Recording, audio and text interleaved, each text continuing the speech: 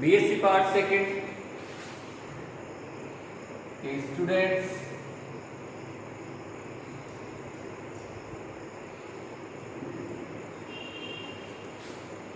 कल की क्लास में हमने यानी कि हमारी जो पिछली क्लास हुई उसमें हमने आदर्श गैस की माध्य ऊर्जा को फाइंड आउट किया था। आदर्श गैस की माध्य ऊर्जा जो कि हमने फाइंड आउट की T/2 kT के रूप में। उससे हम आज आगे बढ़ते हैं। आज हम फाइंड आउट करेंगे आदर्श गैस का माध्य दाब। आदर्श गैस का माध्य दाब फाइंड आउट करने के लिए हम एक डायग्राम ड्रॉ करते हैं। तो आज का हमारा टॉपिक रहेगा आदर्श गैस का माध्य दाब। आदर्श गैस का माध्य दाब ये हमारा टॉपिक है। तो इसके लिए हम एक डायग्राम 3D फॉर्म में बनाते हैं। ये एक घन है, एक पात्र है घनीय,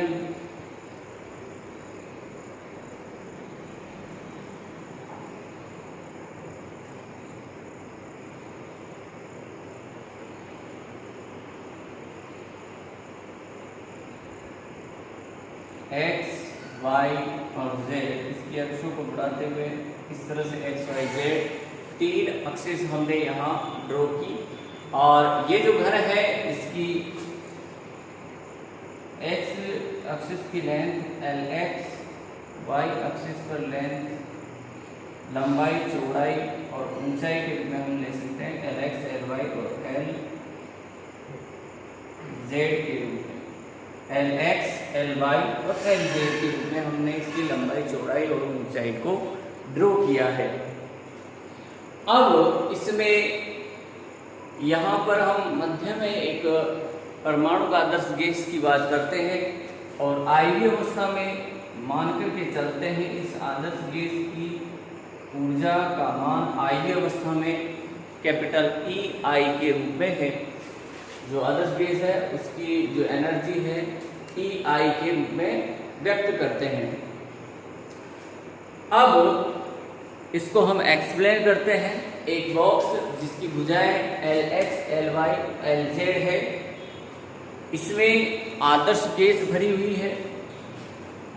यदि पात्र की जो दीवारें हैं, यहाँ जो हम पात्र ले रहे हैं घनीय प्रकार का पात्र, इसकी जो दीवारें हैं वो पूर्ण रूप से प्रत्यास्थ है, तब आदर्श गैस के जो अणु हैं वो इन पात्र की दीवारों पर दाब आरोपित करते हैं।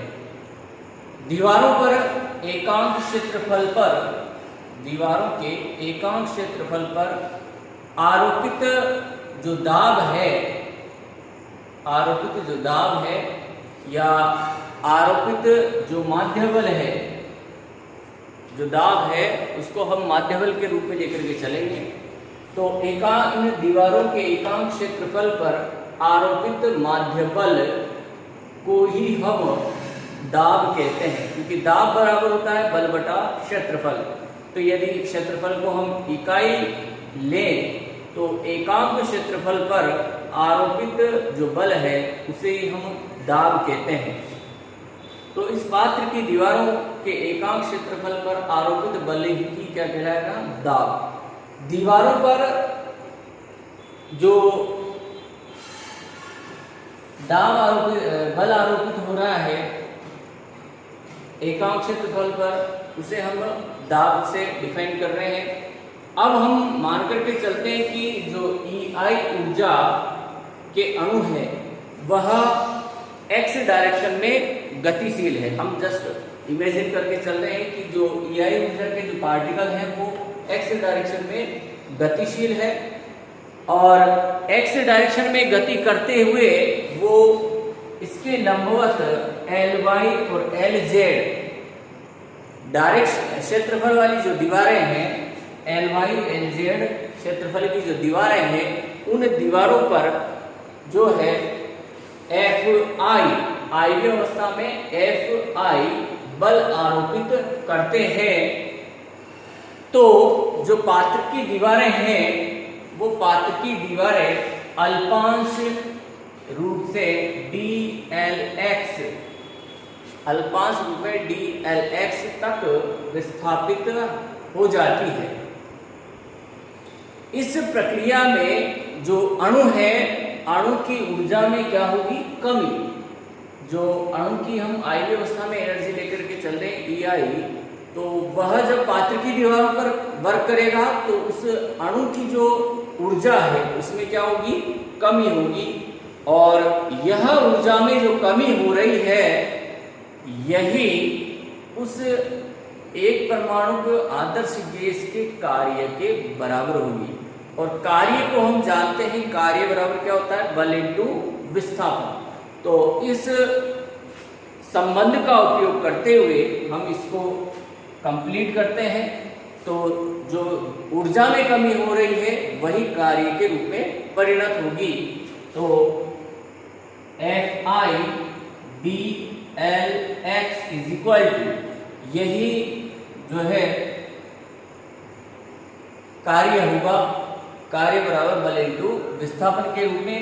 और ये रही आपके पास ऊर्जा में कमी, यानी कि जो ऊर्जा में आइवी अवस्था में जो ऊर्जा है EI, उसमें कमी हो रही है, और वह ऊर्जा में कमी किसके बराबर होगी? कार्य के बराबर होगी।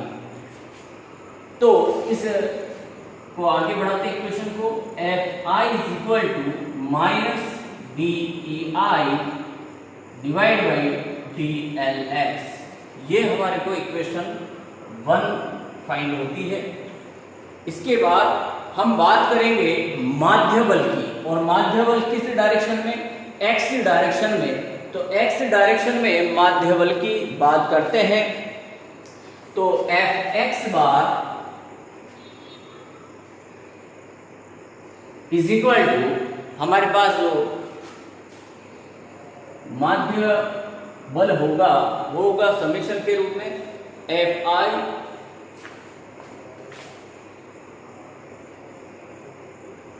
Probability of pressure of EI ऊर्जा के रूप में। तो x डायरेक्शन में जो माध्य बल होगा वो इस प्रकार से होगा, और इसको देखते हैं हम equation number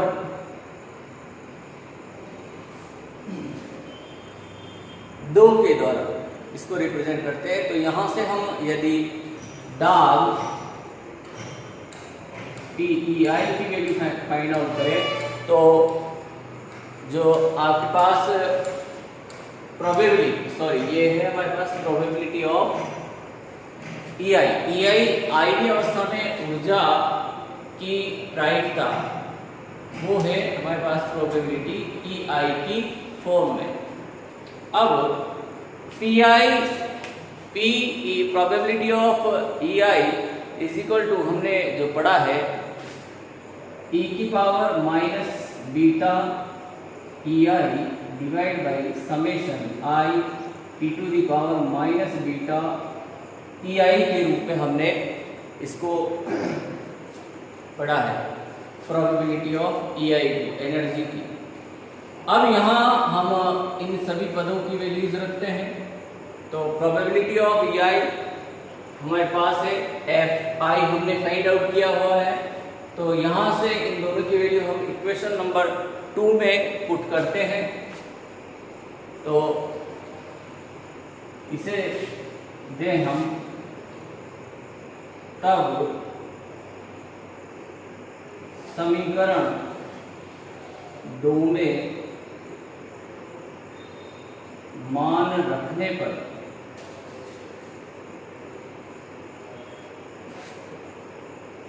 Fx bar is equal to summation I, सबसे पहले Fi की वैल्यू रखेंगे। तो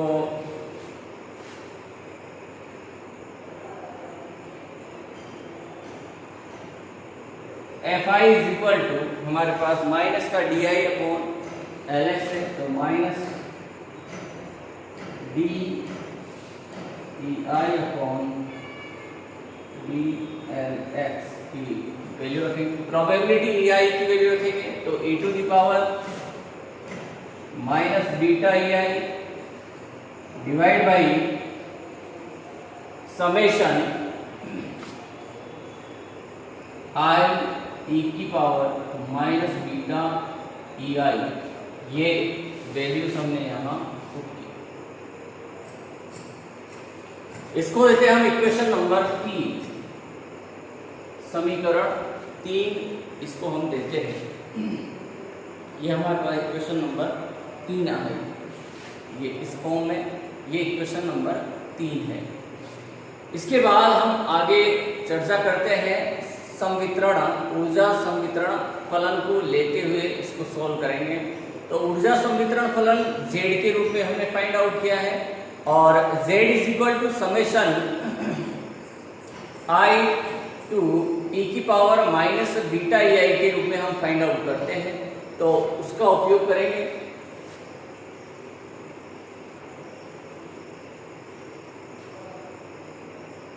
माना कि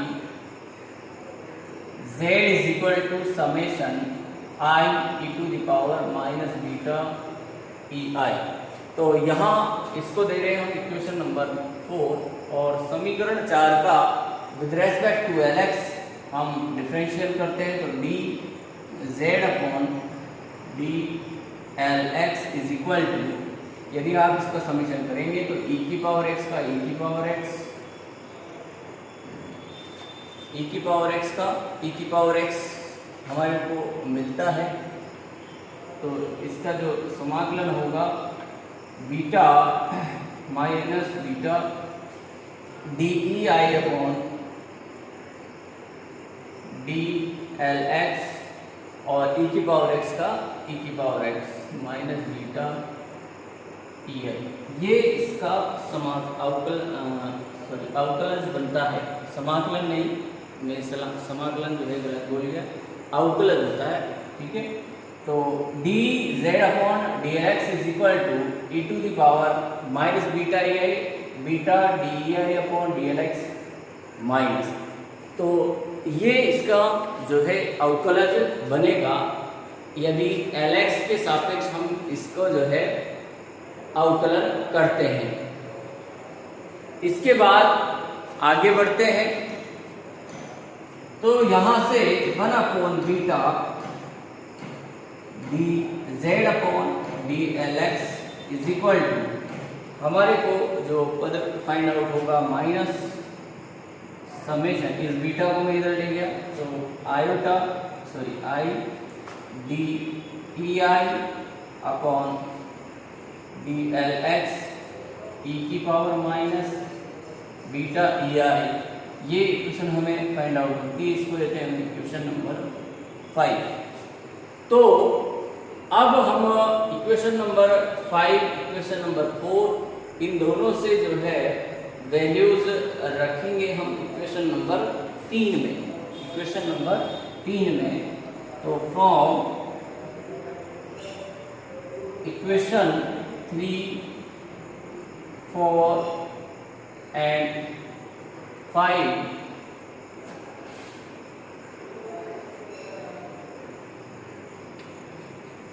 तो देखिए minus dE upon dLx e की पावर माइनस बीटा EI, इसको मैं 1 upon beta dZ upon dLx से रिप्लेस करूंगा, इसकी जगह मैं Z रख सकता हूं, तो ये जो पद बनेगा वो बनेगा fx इज इक्वल टू, हमारे पास जो पद बनेगा वो है 1 upon beta Z, 1 upon beta Z, ठीक है, 1 अपॉन बीटा Z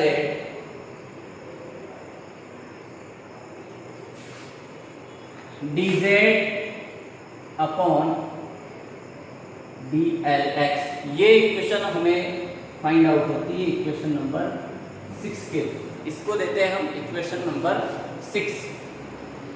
आदर्श गैस के लिए संवितरण फलन का उपयोग करेंगे। तो आदर्श गैस के लिए जो संवितरण फलन है हमने कल z के रूप में फाइंड आउट किया था, और z is equal to m upon 2 pi beta square h cross का स्क्वायर की होल पावर 3/2 इंटू v के रूप में हमने कल फाइंड आउट किया था। तो यहाँ उसका उपयोग करेंगे। तो चूंकि आदर्श गैस के संवितरण, तो टॉपिक का आगे बढ़ाते हैं। आदर्श गैस के संवितरण फलन से z इज इक्वल टू, जो हमें फाइंड आउट हुआ था, m upon 2 pi beta square h cross square की पावर 3/2 डॉट v हम आयतन लेकर के चल रहे हैं, ये हमने कल फाइंड आउट किया था।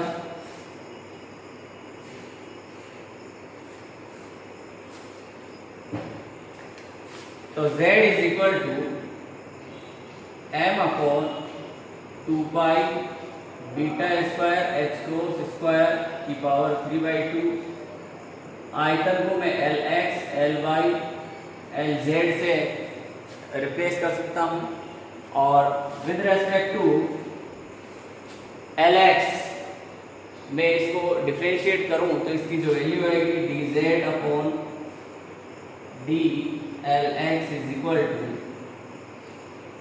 m upon 2 pi beta square h cross square की पावर 3/2 Ly Lz के रूप में ये वैल्यू हमें फाइंड आउट होगी। इससे आगे हम बढ़ते हैं। तो ये जो dz अपॉन dLx की वैल्यू हम इस जो है इक्वेशन नंबर 6 में रखेंगे, और z की वैल्यू को भी 6 में हम पुट करेंगे। तो इसको देते हैं हम इक्वेशन नंबर 7, और इसे देते हैं हम इक्वेशन नंबर 8। तो fx इज इक्वल टू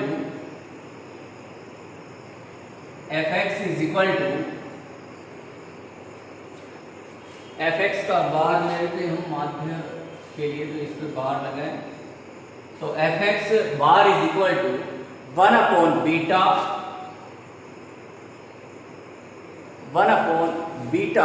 और 1 अपॉन z की वैल्यू रखेंगे। तो m upon 2 pi beta square h cross square की whole power 3/2 into Lx, Ly, Lz dot dz by dLx की वैल्यू यहाँ रखेंगे। तो डॉट dz बाई dLx की वैल्यू इक्वेशन नंबर 8 से रखेंगे। तो देखिए m divide by 2 pi beta square h cross square की होल पावर 3/2 Ly Lz। तो Ly Lz से Ly Lz यहाँ कैंसिल हो जाएंगे, और ये पूरा पद यहाँ इस पूरे पद से कैंसिल हो जाएगा। तो यहाँ हमारे पास जो पद बनेगा वो रहेगा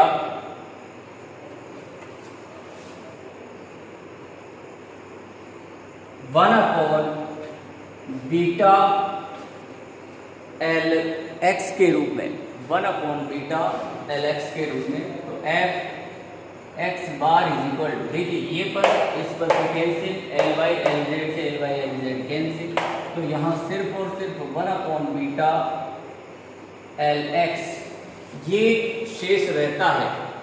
ठीक है, बीटा इज इक्वल टू हम जानते हैं 1 अपॉन के टी, तो beta is equal to 1 upon K T इस इक्वेशन में रखेंगे। चूंकि beta is equal to 1 upon K T होता है, तो F X is equal to 1 upon K T यहाँ पुट करेंगे तो K T divide by L X, ये एक्स डायरेक्शन में जो माध्य बल है वो होगा F X bar is equal to K T upon L X के रूप में। सिमिलरली हम एफ वाई और एफ जेड के लिए बात कर सकते हैं कि एफ वाई और एफ जेड डायरेक्शन में जो बल होगा माध्य बल वो कितना होगा के टी अपॉन एल वाई और के टी अपॉन एल जेड के रूप में। तो सिमिलरली करके हम इसको आगे सोल्व करते हैं। Similarly F Y bar is equal to K T divide by L Y, F Z bar is equal to K T divide by L Z. ये हमारे पास बनते हैं। अब इसके बाद हम बात करते हैं एक्स डायरेक्शन में दाब की। तो दाब बराबर बल बटा क्षेत्रफल होता है, उसका उपयोग करेंगे। तो दाब बराबर बल बटा क्षेत्रफल, इस कंडीशन का यूज करते हुए हम माध्य दाब फाइंड आउट करेंगे। चूंकि एक्स डायरेक्शन के लिए बात कर रहे हैं तो सबसे पहले पी एक्स बार का उपयोग करेंगे। P X bar is equal to दाब बराबर बल बटा क्षेत्रफल, तो F X bar upon A. तो P X bar is equal to F X की वैल्यू यहाँ हम रखते हैं। F X is equal to आपके पास के टी अपॉन एल एक्स है, के टी अपॉन एल एक्स, और हमारे पास जो ए है ए एरिया, तो एरिया बराबर हो जाएगा आपके पास एल वाई और एल जेड, क्योंकि एक्स डायरेक्शन में जो है आदर्श गैस संचरित होती हुई एल वाई और एल जेड क्षेत्रफल पर दाब आरोपित करती है। एक्स डायरेक्शन में बहती हुई एल वाई एल जेड क्षेत्रफल पर क्या करती है, दाब आरोपित करती है। तो यहाँ A इज इक्वल टू, यहाँ लिख देता हूँ मैं, A इज इक्वल टू क्या होगा, एल वाई एल जेड का गुणनफल।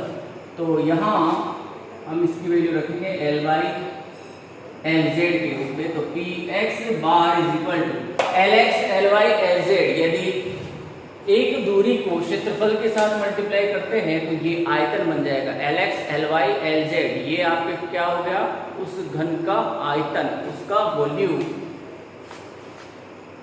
तो के टी उस घनीय संरचना का क्या हो जाएगा, आयतन। तो P X bar is equal to जो दाब होगा एल वाई एल जेड क्षेत्रफल पर, वो माध्य दाब होगा के टी अपॉन वी के बराबर। इसी प्रकार similarly P Y bar is equal to K T upon V होगा, पी जेड बार बराबर के टी अपॉन वी। यहाँ फाइंड आउट होते हैं, यानी कि एक डायरेक्शन में एक्स हो वाई हो या जेड हो, एक डायरेक्शन में एक परमाणु आदर्श गैस संचरित होती है, तो अन्य जो क्षेत्रफल की दीवारें हैं उनमें दाब आरोपित करके उनको विस्थापित करती है, और उस माध्य दाब का जो मान होगा तीनों डायरेक्शन के अकॉर्डिंग वो होगा के टी अपॉन वी के तुल्य। इसी को हम टॉपिक को आगे बढ़ाते हैं। आगे बढ़ाते हुए हम देखेंगे, हम प्राप्त करते हैं कि जो तीनों इक्वेशंस है पी एक्स बार, पी वाई बार, पी जेड बार, ये तीनों एक जैसी है। तो इससे स्पष्ट होता है कि आदर्श गैस के अणुओं द्वारा पात्र की जो दीवारें हैं, पात्र की सभी दीवारों पर जो दाब आरोपित किया जाएगा वो दाब एक समान होगा, एक समान दाब आरोपित किया जाता है। पात्र की सभी दीवारों पर एक समान दाब आरोपित करता है, और वह दाब होगा, हम उससे लिख सकते हैं P bar is equal to K T upon V V के रूप में। In general P bar is equal to माध्य दाब KT/V, यही जो है सभी दीवारों पर आरोपित किया जाएगा। यदि हम बात करें कि आदर्श गैस में n अणु उपस्थित है तो आरोपित किया गया माध्य दाब को हम अवोगाद्रो संख्या n से मल्टीप्लाई कर देंगे, तो n KT divide by V, और अवोगाद्रो संख्या का मान आप लोग जानते हैं, तो P bar is equal to n KT/V यदि n अणु उपस्थित है तो 6.023 इंटू 10 की पावर 23 ये हमारे पास अवोगाद्रो संख्या का मान होता है, तो इसका उपयोग करेंगे। आज की क्लास में हम इतना ही पढ़ेंगे, और हमारा जो फर्स्ट पार्ट था यूनिट सेकंड का वो यहाँ तक हमारी यूनिवर्सिटी सिलेबस के अकॉर्डिंग कंप्लीट होता है। अब इसके बाद हम यूनिट सेकंड का जो पार्ट 2 है, जिसमें दूसरा चैप्टर है भाप इंजन, उसमें हम या ऊष्मा इंजन, तो उसका जो है हम अपनी नेक्स्ट क्लास में लेंगे। सभी स्टूडेंट्स को थैंक यू।